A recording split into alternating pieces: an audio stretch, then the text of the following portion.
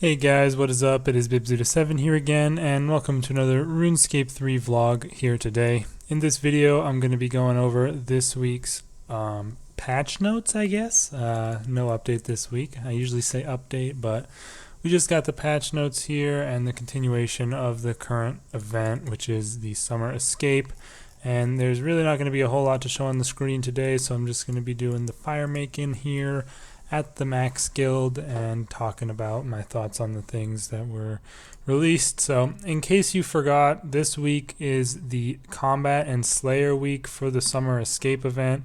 Notable buffs during this week include Charm Drops giving one more charm than normal, Shattered Worlds giving double anima, and also 25% increased Slayer experience. Those are the main ones that you're probably going to be wanting to worry about. So definitely get on that Slayer grind if you are not yet 99 or 120, as you can get some free extra XP, and also you get free basically VIP tickets for whenever you're doing a Slayer task. So very nice. And yeah, that's pretty much all there is for the new week of stuff. And then everything else is just patch notes, and there are a ton of patch notes this week, like a stupid amount of patch notes.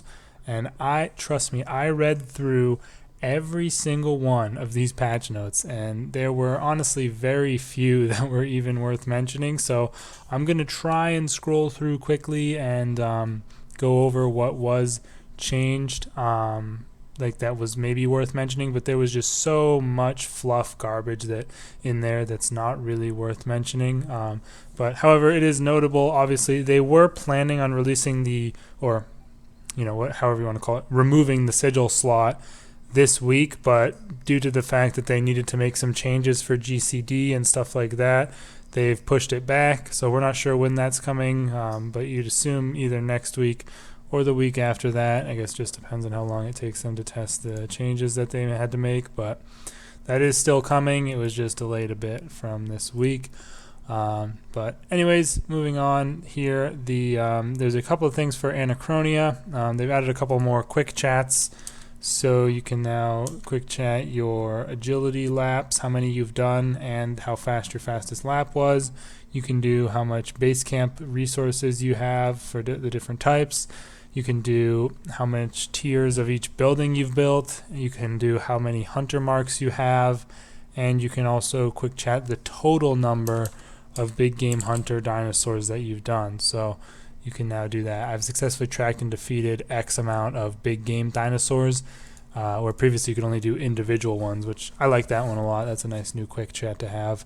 One thing I kind of hate about this though is, like, why is this not anywhere that you can just look at it? Why do you have to quick chat it to view what you want to view when you're looking at these things? Like, why can't there just be a tab of like statistics? I just don't understand why they don't have that. There's so many of these things in the game that are just numbers that you can't actually look at, but you can quick chat. I just don't really like it. I hope they could add these types of things to some interface eventually. Also, something that some people might be happy to see is for Anachronia, the no Zygamite left buried. Oh, I don't want to hide completed. I think that's what it's called. Leave no Zygamite buried achievement now lists the names of all the Zygamites and will highlight the ones that you have caught or have found and which ones you haven't. So that'll be very helpful for people who maybe missed one. And I do have a guide on that on my channel, and luckily I did take the time to go through and add the timestamps for each named Zygamite in the description of that. So now that work will actually be worth it, since people will be able to check which ones they do need and just skip straight to getting that from where they need in the video. So yeah, that's pretty good. Definitely something a lot of people were asking for, because if you missed one or two, it was just such a pain in the ass to have to figure it out. You basically had to run the whole route again unless you kind of had some small idea of what could have been the one you missed. But yeah, those are all for Anachronia. Moving on, the Devil's Snare special attack apparently had a glitch where it would continue after you had killed it, so that has been patched. Hopefully nobody died on that. Ooh, the Ambassador Pet, pretty cool. Only 26 kills, wow. But yeah, hopefully that's not an issue anymore hopefully that wasn't an issue for people too much, but apparently that's something that could have happened. They fixed the fact that armor spikes would allow you to damage targets that couldn't be attacked by normal means, like the Undead Tree in Draenor Manor or the Monsters in Curadel's dungeon, even when you're not on a task. I think so. They fixed that stuff. They also say the Brine Saber special attack will now work in the Shadow Reef, and I'll be straight up with you. I hardly even know what a Brine Saber is, let alone the fact that it had a special attack. So I kind of want to look this up. Apparently this has broken... Okay, liquefy. That doesn't help me. Sorry, I wanted to see what it did. I thought it might tell me on there on the tooltip, but let's look on the wiki. The special attack uses 75% adrenaline and doubles the chance of a successful hit, and also increases damage.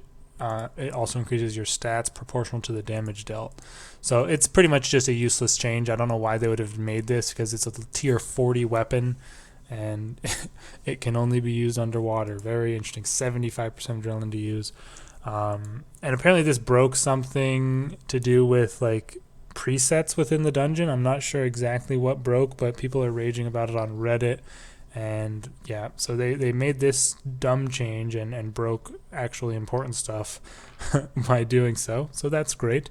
Hopefully they can get that fixed quickly. Other than that, they mention here that Mandarith co-op Slayer tasks will now award 8 co-op points when completed. And I don't know how much regular co-op tasks award, but that sounds like a decent amount, more than they used to be. Like, but obviously it's in the wild, but still that's something interesting for people who want to go for those co-op Slayer rewards in there. Let's see. Other than that, we had something with Iron Man in here, I believe, having to do with ED2. I'm just trying to sift through all the garbage in here. Iron Man can now complete Slayer tasks within the Dragonkin laboratory, so that's pretty nice. I think that also would include Lava Strike Worms, but of course the Lava Strike Worms in ED2 can't drop their special items, the Worm Heart and all those things, so it's not that significant, but still it's worth... I don't think they can even drop Searing Ashes, can they? But I do believe you can get the Soul from in there, which is definitely a significant thing. So I'm glad to see that was fixed. And then other than that, I mean, so many things that are just like nearly irrelevant. They mentioned that the enhancers interface has been cleaned up, so let's go take a look at that. Where's my attuned teleport seed? I think it's at Myleer, whatever, however you say that. But yeah, man, there are so many just small fixes. Like, they have weeks where they have almost nothing on the patch notes, and then they have weeks like this where there's like an absurd amount. Oh yeah, I should buy this. Bam. Look at that. Comp requirement done. Potion Mixer Master. What the hell am I doing again? Enhancers. Where's Wythian? I don't even know where he's usually at. Probably over here somewhere? No? Maybe? I don't know. Sorry, I'm not too smart here. Let's see. Enhancers. Let's look. Focus. Okay, that's not what I meant. That looks the same. I think it would be this one. Okay, it looks a lot better. It's bigger and easier to read. Previously, it was so freaking small you like couldn't even read it. So yeah, I'm glad that they updated that, make it a bit better and more navigable. Other than that, I really don't think there was anything else that was worth mentioning in this whole list, because it was so many little small like text fixes or extremely minor bugs that don't really have any effect on most people. And yeah, if there's anything big that I did miss, let me know in the comments. Please forgive me, because there were so many fixes, so-called fixes, that I just, I don't think there was anything else important worth mentioning, but I could have missed something. But yeah, I really wish they didn't just do like a dump of patches each week like this. Like, I don't know. I feel like a lot of these things should be excluded from the patch notes almost. I don't know. Or like they should have like a highlights section, because there's clearly some patches in there that are definitely way more significant than others, and then there's some in there that are like so nearly irrelevant that they're almost not even worth reading, or like I don't know. I just don't understand why they don't have a bit more of an organized system for weeks like this, because they're becoming all the more common. There are weeks where there's no update and just patches, and they really should have it a bit better organized to the point that they have the actual relevant and important patches highlighted and pointed out to people that might be trying to find what's relevant, and then the other patches are kind of in a different section which you can read through in detail if you really want. Like, they should be able to determine, the the difference there. But anyways,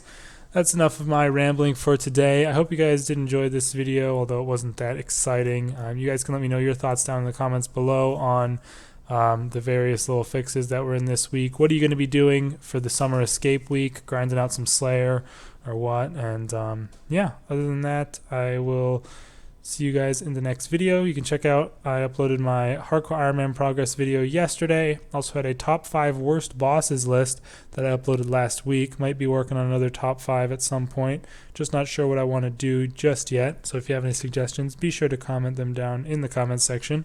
And yeah, of course, next weekend we'll have our normal Hardcore Iron Man, and keep going from there. Thanks for watching, you guys, and I'll see you in the next video. Peace out.